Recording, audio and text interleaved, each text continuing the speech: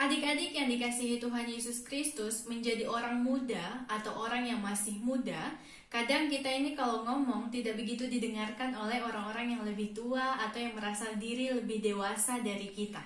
Nah, hal yang sama juga dialami oleh Timotius. Ketika Timotius menjalani pelayanannya, Timotius juga tidak begitu dianggap oleh orang-orang sekitar. Timotius itu tidak didengarkan oleh orang-orang yang dilayani oleh Timotius. Mengapa hal itu bisa terjadi? Karena Timotius dianggap masih muda.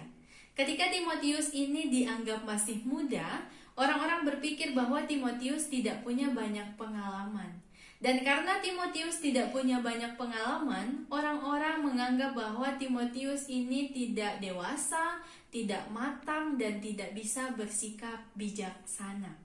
Nah, adik-adik yang dikasihi Tuhan Yesus Kristus mengetahui hal itu, hal seperti itu dialami oleh Timotius. Rasul Paulus pun menuliskan surat kepada Timotius seperti yang tadi kita baca sama-sama. Ketika Paulus menuliskan surat ini kepada Timotius, Paulus menceritakan tentang keberadaan dirinya dan masa lalunya.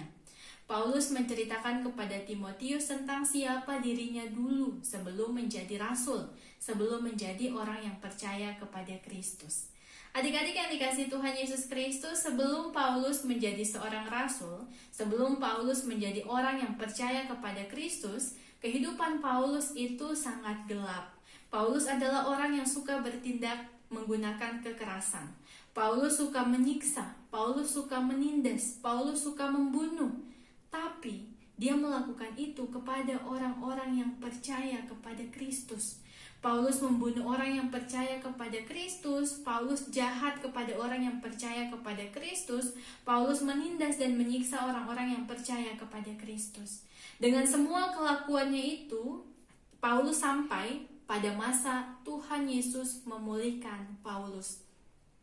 Ketika Tuhan Yesus memulihkan Paulus, Paulus mau untuk dipulihkan. Dari mana tandanya Paulus mau untuk dipulihkan? Ketika Paulus bertobat. Ketika Paulus bertobat dan punya iman kepada Kristus, saat itu Paulus mau untuk dipulihkan oleh Tuhan.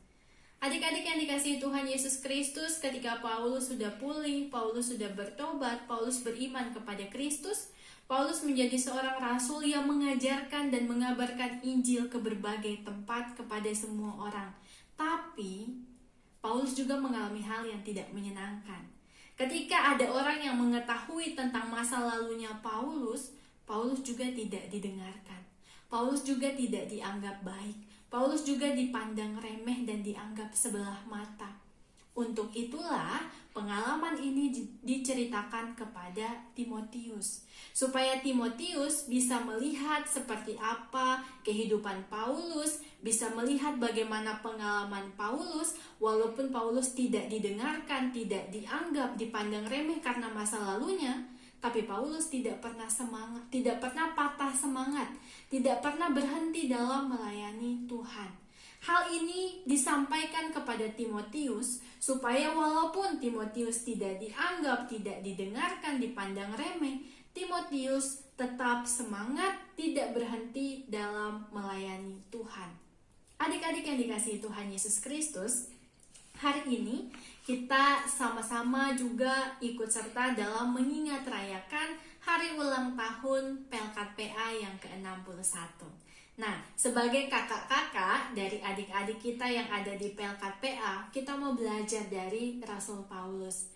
Belajar yang mana? Kita mau belajar untuk mengingatkan adik-adik kita supaya mereka tetap semangat. Kita mau belajar untuk menasihati adik-adik kita supaya mereka tetap semangat beribadah, mereka tetap semangat untuk jadi anak-anak yang baik, mereka tetap semangat dalam melayani Tuhan.